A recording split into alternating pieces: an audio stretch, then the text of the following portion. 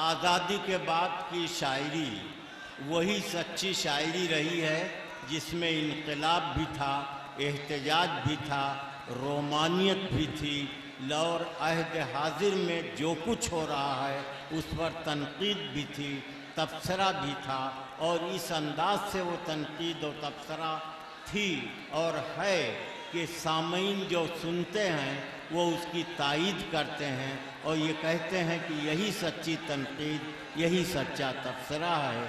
मैं जनाब जौहर कानपुरी को आवाज़ दे रहा हूँ, तालियों से इस्तकबाल कीजिए जौहर कानपुरी का। जौहर साहब, मैं चाहता हूँ कि पहले इनकलाब हो, फिर शबीना साहिबा की शायरी की नगमगी हो, उसके बाद जनाब इमरान प्रतापगढ़ी को सुबह तक आप सुनते रहिए।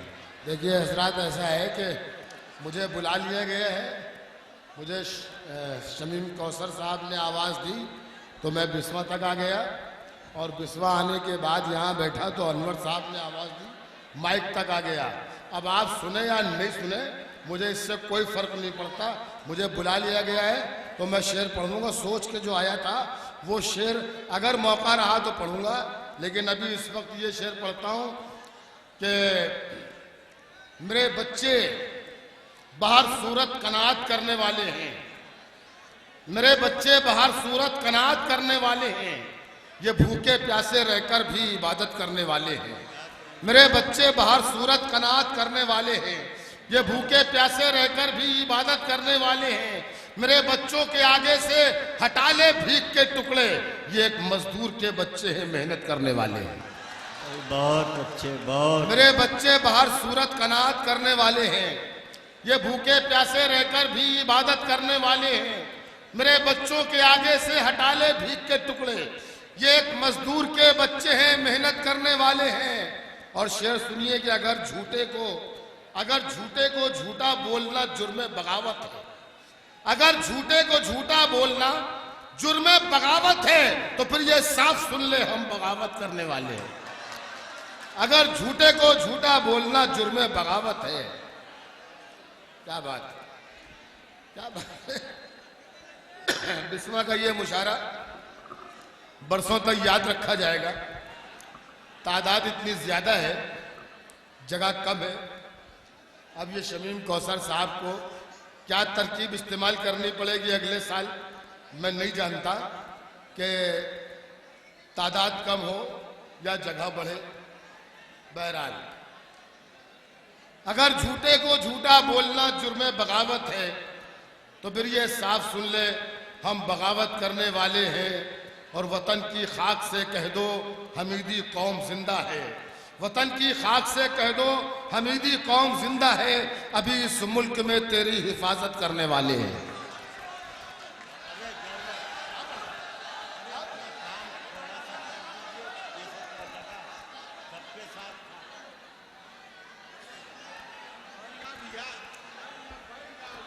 नहीं,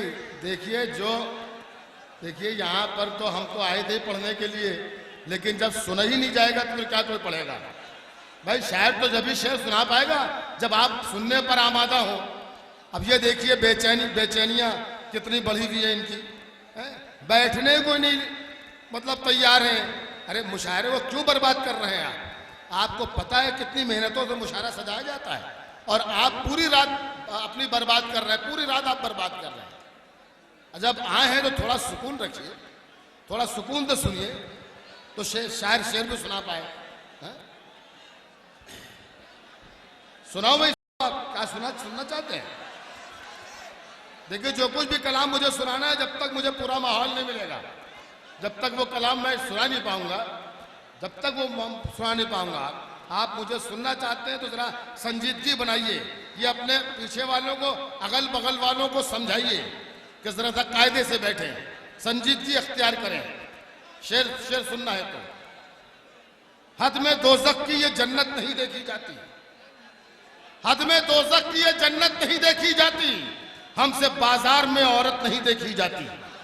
हद में दोज़ख की ये जन्नत नहीं देखी जाती, हमसे बाजार में औरत नहीं देखी जाती। और जो फसादात के शोलों को हवा देते हैं, ऐसे हाथों में हुकूमत नहीं देखी देखी जाती, जो फसादात के शोलों को हवा देते हैं, ऐसे हाथों में हुकूमत नहीं देखी जाती। और मुल्क खतरे में अगर है तो उठा ले तलवार, ऐसे मौके पे शराफत नहीं देखी जाती। मुल्क खतरे में अगर है तो उठा ले तलवार, ऐसे मौके पे शराफत नहीं देखी जाती।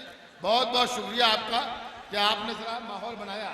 अब ये चीख पुकार जरा बंद करें, थोड़ी देर, 5-7 मिनट सिर्फ आपके बीच। ये पीछे वाले जो बच्चे खड़े हैं, इनसे गुजारिश है कि 5-7 मिनट आप बर्दाश्त कर लो बस। शेर पेश करता हूं, समाप्त फरमाइएगा। जो तूने खींच दिया है अनवर भाई, पूरा हिंदुस्तान लाइन में लगा है, पूरा हिंदुस्तान कतार में लगा है। जौहर कानपुरी शेर पढ़ रहा है, अगर मैंने सच कहा हो तो शिरकत फरमाइएगा। जो तूने खींच दिया है हमारे चारों तरफ, वो दिन भी आए कि तू उस हिसार में आ जाए। जो तूने खींच दिया है हमारे चारों तरफ, वो दिन भी आए कि तू उस हिसार में आ जाए। और इसीलिए तुझे देता हूं बद्दुआ दिन रात, मैं चाहता हूं कि तू भी कतार में आ जाए। इसीलिए तुझे देता हूं बद्दुआ दिन रात, इसीलिए तुझे देता हूं बद्दुआ दिन रात। मैं चाहता हूं कि तू भी कतार में आ जाए, मैं चाहता हूं कि तू भी कतार में आ जाए। शेर सुनिए कि रूप बदला, रंग बदला और सुनहरा हो गया। रूप बदला, रंग बदला और सुनहरा हो गया। फूल जब पूरा खिला तो उसका चेहरा हो गया, फूल जब पूरा खिला तो उसका चेहरा हो गया। और जो ये कहता था मैं सूरज हूं, करूंगा रोशनी, उसके आते ही अंधेरा और गहरा हो गया। जो ये कहता था मैं सूरज हूं, करूंगा रोशनी। देखिए, शमीम कौसर साहब और सुहेल मियां ने, नैयर ने इतनी मेहनतों से ये मुशायरा सजाया है, मेरी समझ में नहीं आ रहा है कि मैं किस तरीके से अपनी हाजिरी दर्ज कराऊं। बहरहाल माफ करें, एक नज़्म पढ़ता हूं, जिस तरह आपका जी चाहे सुन लें, जिस तरह आपका जी चाहे सुने। इस नज़्म का उन्वान है जय जवान जय किसान। अभी सरहदों से हमारे जवानों की लाशें आ रही थी और जिन घरों में जा रही थी वो कच्चे मकान थे, उनके बच्चों के जिस्म पर चिथड़े लिपटे हुए थे। बस मैंने वहां से सोचा कि ये जो सरहद पर रहकर हमारी हिफाजत करते हैं, देश की हिफाजत करते हैं, वो बेचारे इस तरह रहते हैं कच्चे मकानों में, छप्परों में, और जो देश को लूटते हैं वो ऐसी महलों में रहते हैं, बंगलों में रहते हैं। ये नहीं होना चाहिए। तो क्या नहीं होना चाहिए, बस मेरे जहन में आई और एक नज्म का वजूद में आना हुआ।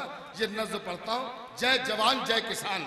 नज्म यहाँ से शुरू होती है कि चाहे वो उस्मान हो, दिलबाग हो या हो वो राम, चाहे वो उस्मान हो, दिलबाग हो या हो वो राम, फौज के सारे जवानों को मैं करता हूं सलाम। चाहे वो उस्मान हो, दिलबाग हो या हो वो राम, फौज के सारे जवानों को मैं करता हूं सलाम। सरहदों पर जागते हैं सह के वो जुल्म सितम, चैन से अपने घरों में इसलिए सोते हैं हम, चैन से अपने घरों में इसलिए सोते हैं हम। दुश्मनों के सामने हो जाते हैं सीना सिपर, वो जिताते हैं वतन को जाकी बाजी हार कर। उनकी आंखों में न दौलत है न दिल में राज है, उनकी नजरों में वतन की खास सर का ताज है। दुश्मनों के सामने जिनके बदल फौलाद है, वो किसानों और मजदूरों की ही औलाद है। दुश्मनों के सामने जिनके बदल फौलाद है, वो किसानों और मजदूरों की ही औलाद है। क्यों किसी नेता का बेटा जंग पे जाता नहीं। दुश्मनों के सामने जिनके बदल फौलाद है, वो किसानों और मजदूरों की ही औलाद है।